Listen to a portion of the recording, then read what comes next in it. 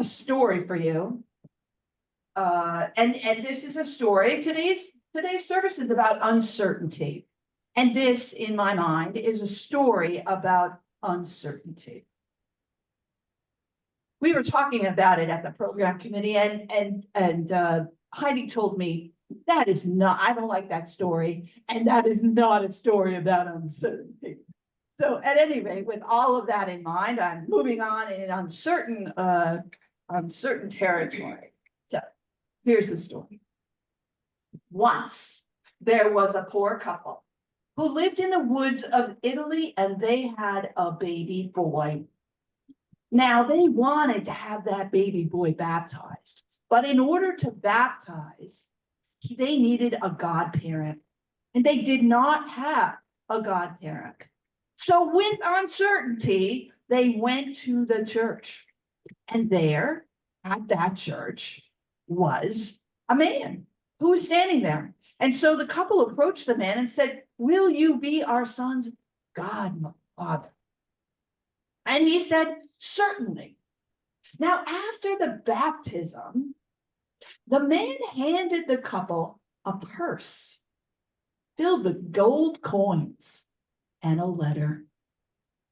And he said, "This purse is for your son's education. And when he comes of age and has learned to read, you need to give him this letter."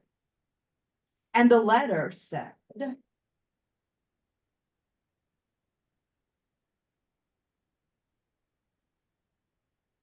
so what the letter said was,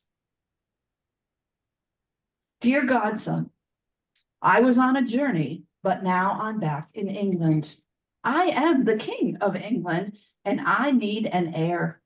And when you read this letter, then it will be the right time for you to travel to me. However, while you travel, be aware of a squinting man, a limping man, and a scabby man." So the boy came of age, read the letter, and set off on a journey. He said goodbye to his parents. Now, of course, after a couple of days, he met a man. And the man said to him, "Where are you going, boy?" And he said, "I'm going to England." And the man said, "I'm going there too. Let's go together." However, the boy noticed that his eyes were closed, and he knew that that was the squinty man. So he kind of made an excuse and went on his way by himself. A few days later, he was approached by another man who was sitting down.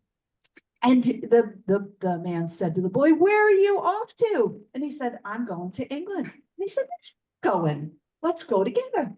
And when he got up, the boy noticed that the man was limping.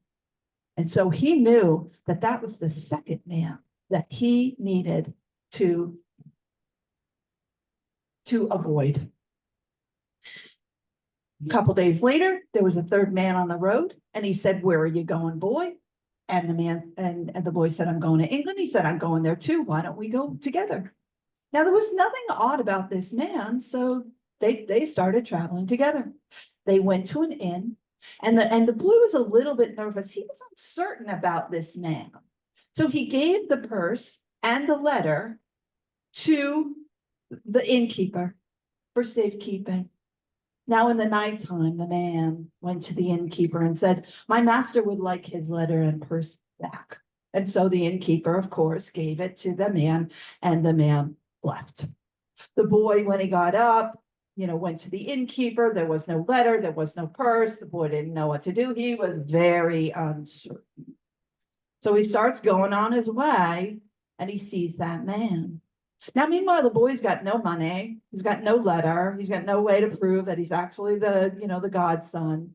So he sees the man, and the man says, "Well, you can continue to England with me, as my servant." And with that, he took off the wig that he had on his head. And oh, by the way, he was the scabby man. Boy knew right away that he had made a mistake, but he thought, "I'll go with him, and perhaps I can outsmart him." So they go to England. The boy has not figured out anything that he can do. So the older man gives the letter to the king. And the king's a little uncertain about this man because the age wasn't exactly right. He was really too old to be the king's godson. So he decides to kind of test this bogus man.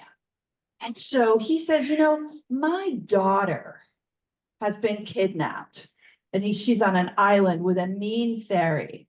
So you need to go there and rescue my daughter. Well, the bogus godson says, oh, no. Why don't you send my servant? He's a smart guy. Send him. So the boy sets off. Now he does not know what he's going to be able to do. He's very uncertain. So he goes down to the docks because the princess is on an island. So he knows he needs a boat.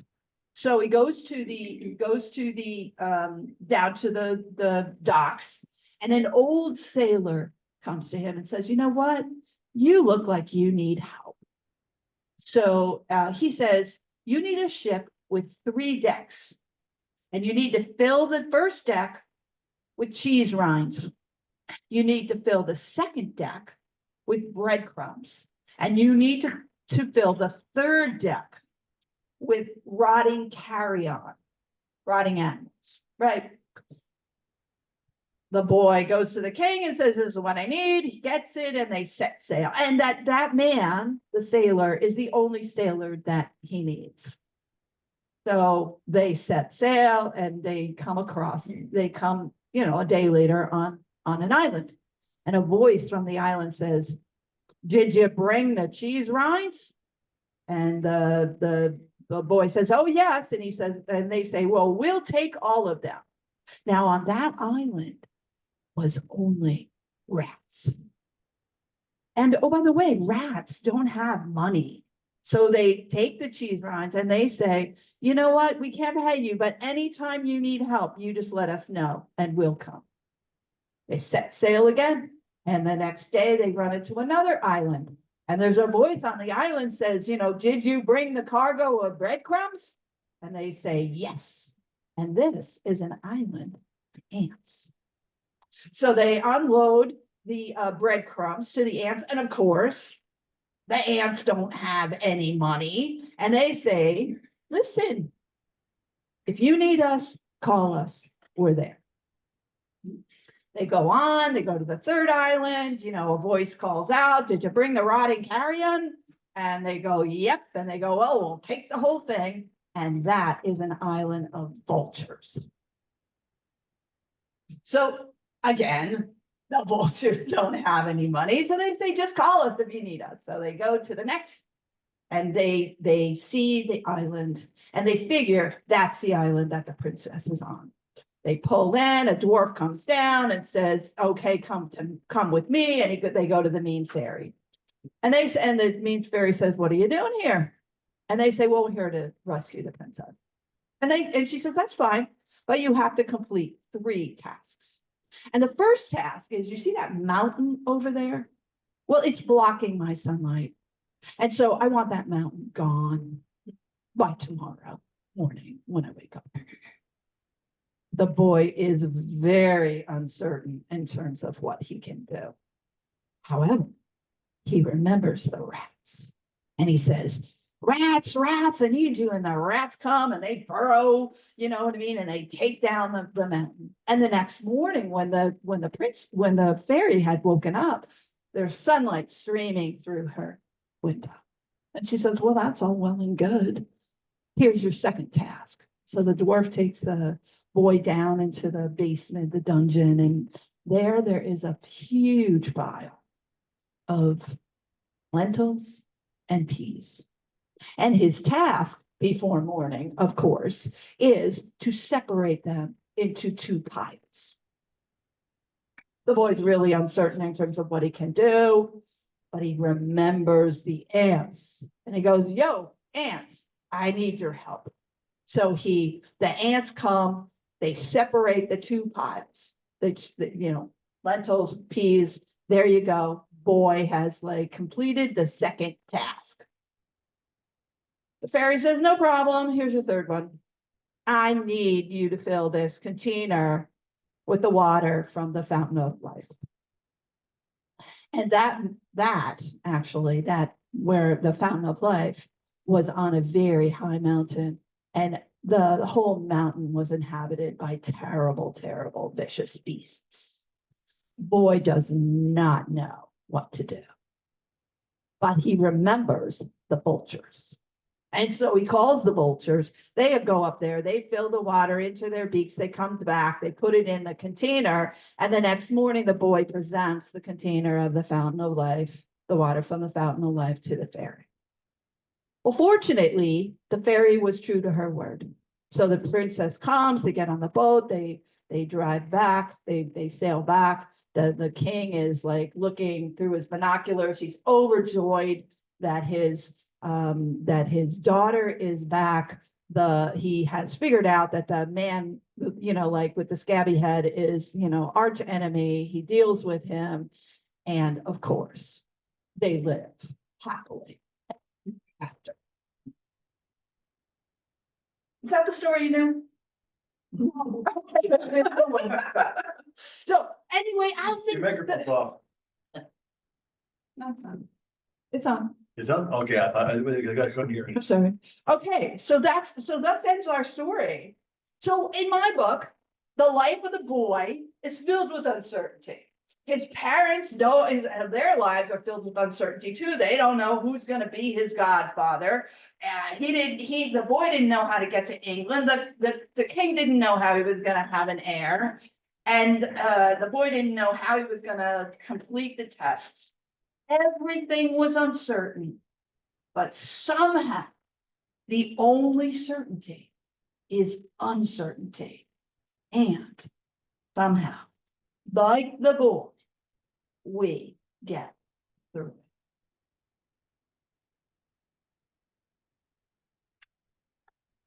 So I don't know about you, but I am wrecked with the specter and the experience of uncertainty.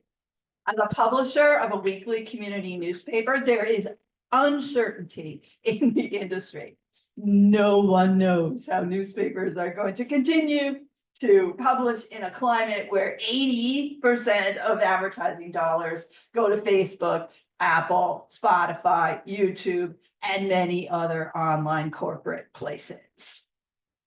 And we know that newspapers are not the only industry that are facing uncertainty. Independent pharmacies, even funeral parlors are reeling with disruption in the industry. So I guess the good news is that we're all in this together, even though we feel like we are isolated and alone. Uncertainty and laboring on through it is a struggle, a challenge, and it's hard. According to Christine Carter, who's an author, speaker, coach, sociologist, and senior fellow at the UC Berkeley Greater Good Science Center, whose work I'm using today, our brains perceive ambiguity as a threat. We are always trying to maintain certainty. And when our brains are feeling threatened, then it makes it very, very difficult for us to focus on anything. But sometimes, probably oftentimes, rather than trying to create certainty, we need to embrace uncertainty. Uncertainty is the only certainty there is, wrote mathematician John Allen Paulus. Knowing how to live with insecurity is the only security. It's kind of ironic, right? The only certainty is uncertainty. So how do we cope when we're feeling out of control? Now, according to Carter, there's 7 ways. And the first one is don't resist. There's no doubt we're living through challenging times, but resisting the current reality won't help us recover, learn, or grow. Ironically, Resistance prolongs our pain and difficulty by amplifying the challenging emotions that we are feeling. The real truth to the saying that what we resist persists. So, and while our folktale is total fiction, right? They're not islands of rats or ants or vultures.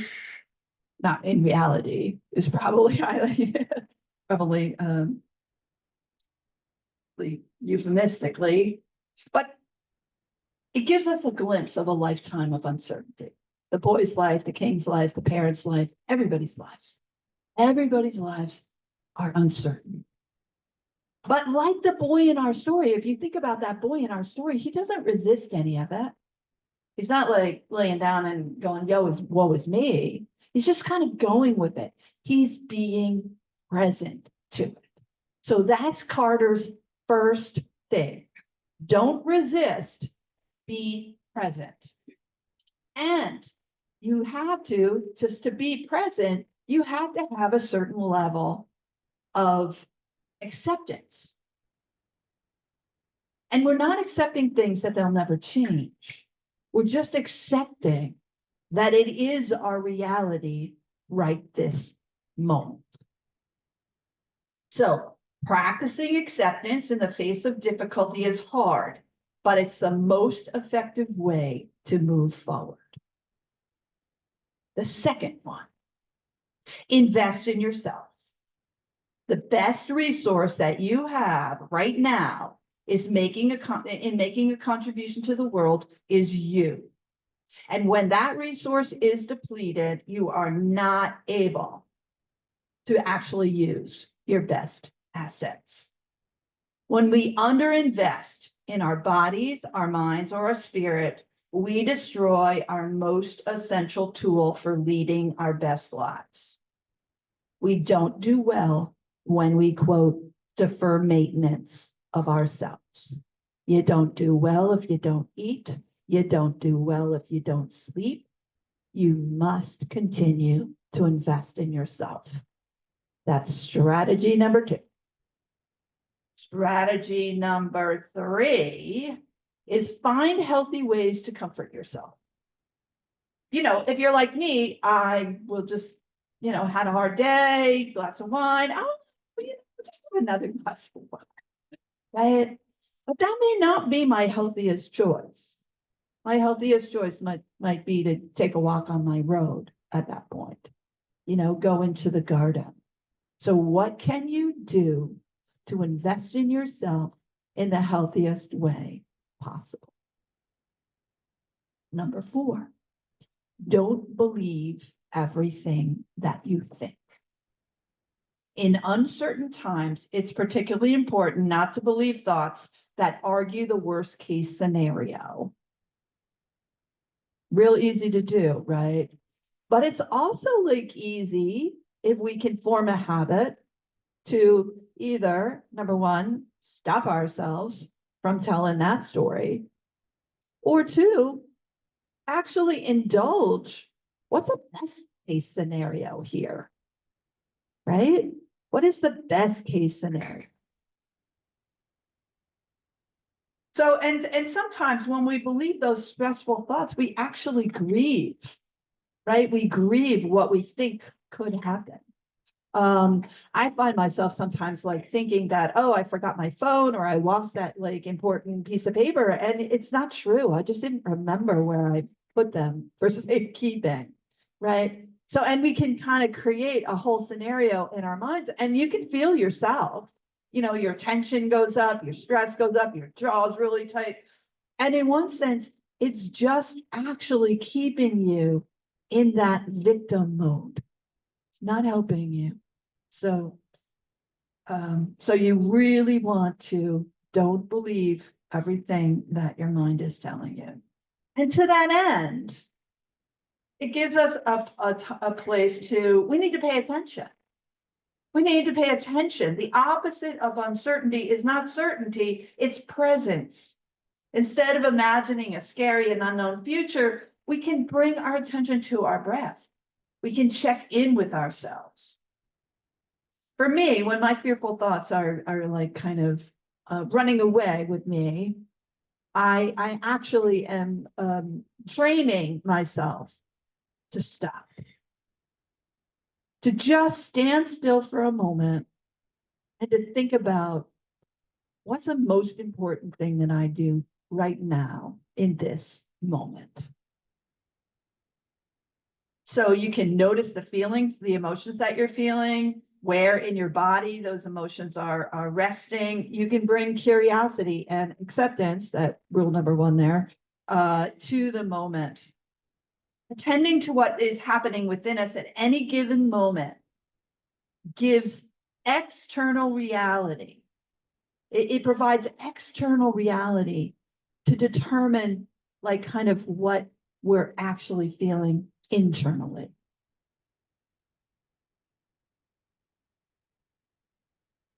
I'm going to read that again. Attending to what is happening within us at any given moment keeps external reality from determining our inner truth. Right? And it allows us to cultivate a calm, open-mindedness and non-reactivity to what's going on. And here's an important one, I think, for me. Stop looking for someone to rescue you. I'm always in a situation like, oh, if I hire this person with those things, they'll be able to figure this out. And I mean, maybe, but if you're always looking for someone else to rescue you, then you are absolutely always keeping yourself in the victim mode. You are taking away from your own agency to be present to what you are facing. So it's a really, rescuers tend to give us permission to avoid taking responsibility for our own lives. On the other hand, emotionally supportive friends or mental health professionals like therapists see us as capable of solving our own problems. They ask questions that help us focus on what we want instead of what we don't. So in short, the best way to deal with uncertainty is to stop complaining and dropping our fixation on the problem and focus on the outcomes we desire. And the last one is find meaning in the chaos. Humans are best motivated in the world by helping others and working on something outside of our own smaller world.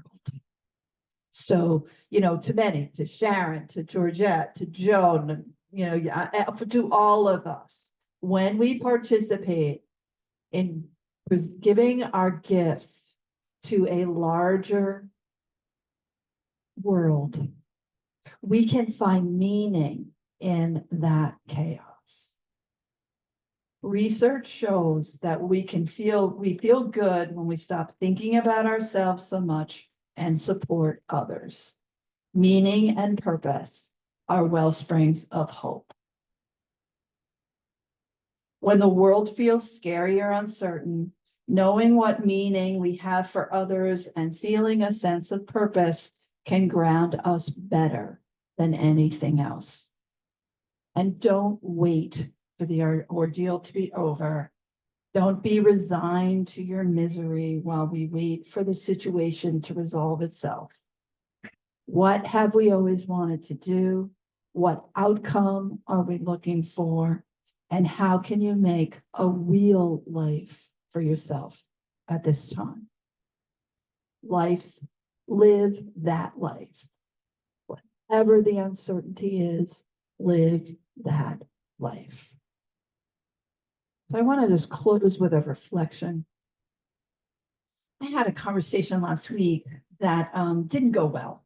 I was trying to help someone. I was being very emphatic about what was needed. And rather than feeling supported, the person I was talking to, rather than feeling supported, they really felt like I was being unkind and I was being too aggressive. I did realize after that conversation that sometimes when I'm being very emphatic, I'm kind of, I'm driving the point forward. People feel like I'm yelling at them. I'm not yelling at them at all. I'm just being emphatic. But especially at this time of uncertainty, I really kind of feel like I need to be very clear, right? But how are you very clear without being strident? So on my way to work, I took myself to the 10-mile river, which is off of Crawford Road, sat by the Stone Arch Bridge and looked at the 10-mile river. And I prayed, like, oh, how am I going to find this voice, this important voice, and be able to, express it in a way that's not strident, that is kind, that is patient. Like, how does one do that? Like stand firm and yet be flexible and palatable, right? So I looked at the river, and if you looked at the river, there and the Tamil River is especially lovely because it's only about 16. I'm making this up, but about 16 feet wide, and it's got a lot of rocks, and it's got a lot of rushing water. And so I looked at that water, and the first thing I saw was this backwater of foam, right? The water's coming down, but it's sliding over the rock and it's kind of creating this foam. And the foam is almost like a wall, right?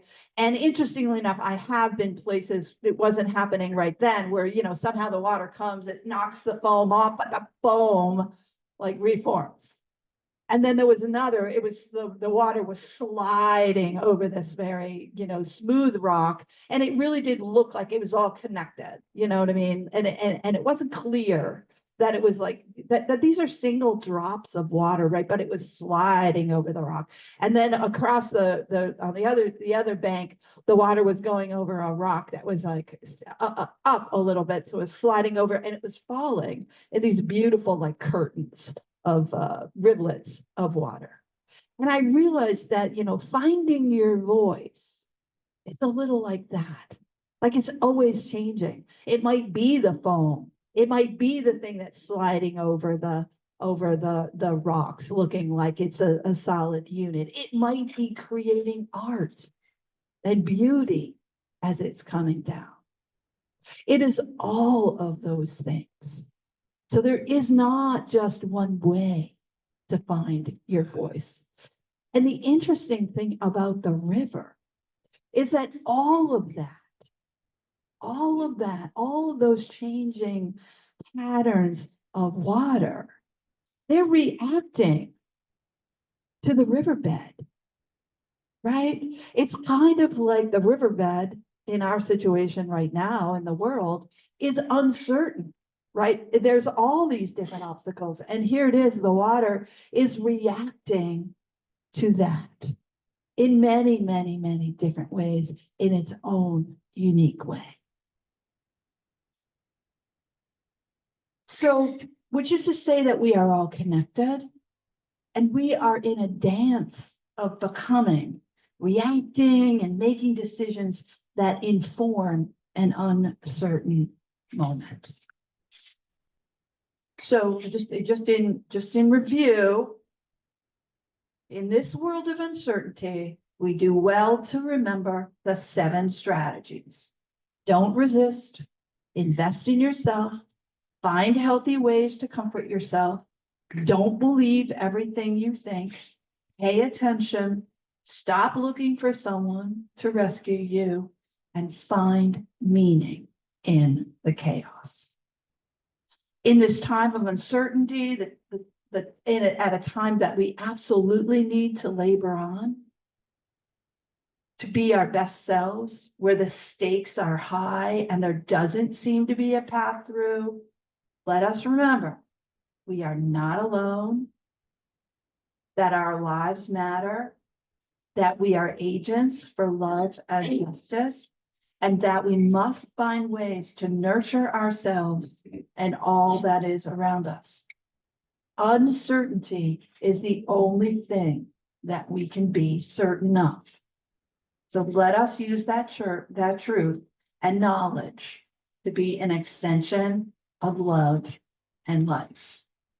And we'll circle back to where we started and end with the words of Langston Hughes. I look at my own body with eyes no longer blind, and I see that my own hands can make the world that's in my mind. Let us hurry, comrades, the road to find. May it be so. Now, I have one more chant for you to kind of put this in your body here. Uncertainty. So the words are, uncertainty is the only certainty there is.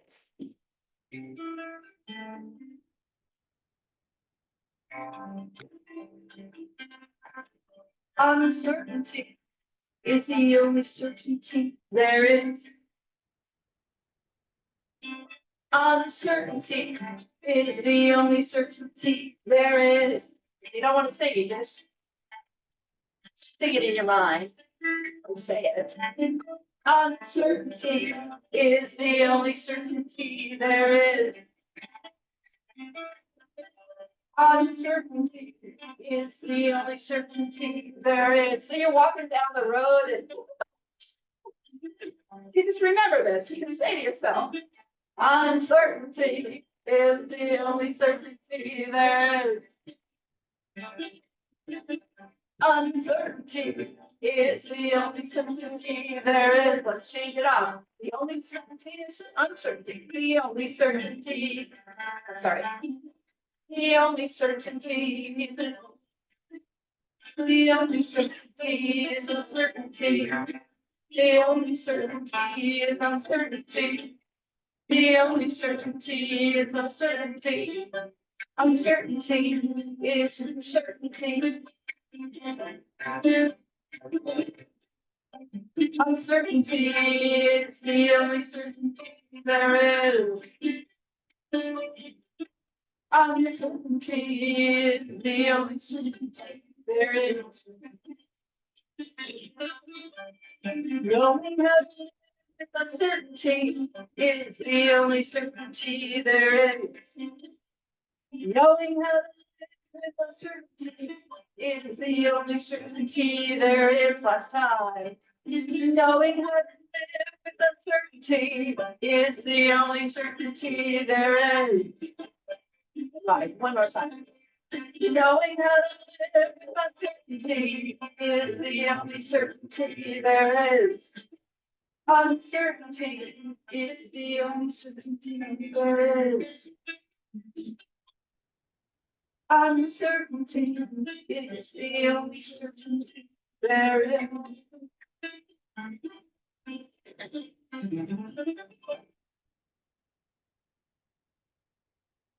So we're going to use Art's benediction.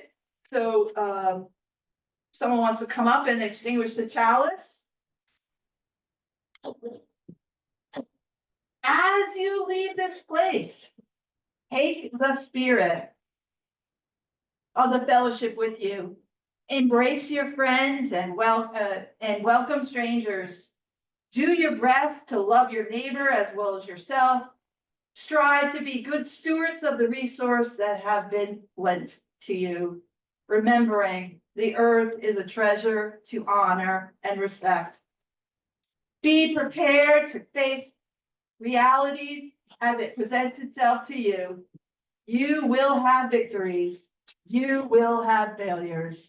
Bring those victories and failures when we gather again. We will revel in the former and support you in the latter until we gather again. Go in peace. I have one last chant for you. It's called Refreshed by Love.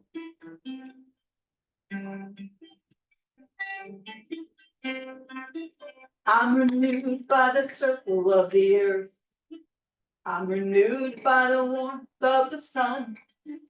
I'm renewed by the breath of the wind in the trees. I'm renewed and refreshed by love. I'm renewed with the circle of the earth, renewed with the warmth of the sun.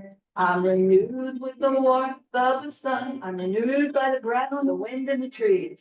I'm renewed by the breath of the wind in the trees. I'm renewed and refreshed by love. I'm renewed with the circle of the earth. I'm renewed by the warmth of the sun. I'm renewed by the breath of the wind in the trees. I'm renewed and refreshed by love. Last time. I'm renewed with the circle of the earth. I'm renewed with the warmth of the sun. I'm renewed with the breath of the wind in the trees. I'm renewed and refreshed by love. I'm renewed and refreshed by love.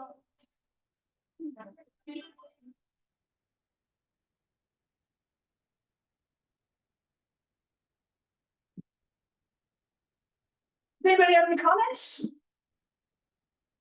Uncertainty. Life is uncertain. Life is uncertain. That's true. Life is uncertain. I was gonna say, as long as we breathe in and out, there's hope. There's hope. Yep. There's life. Any other thoughts?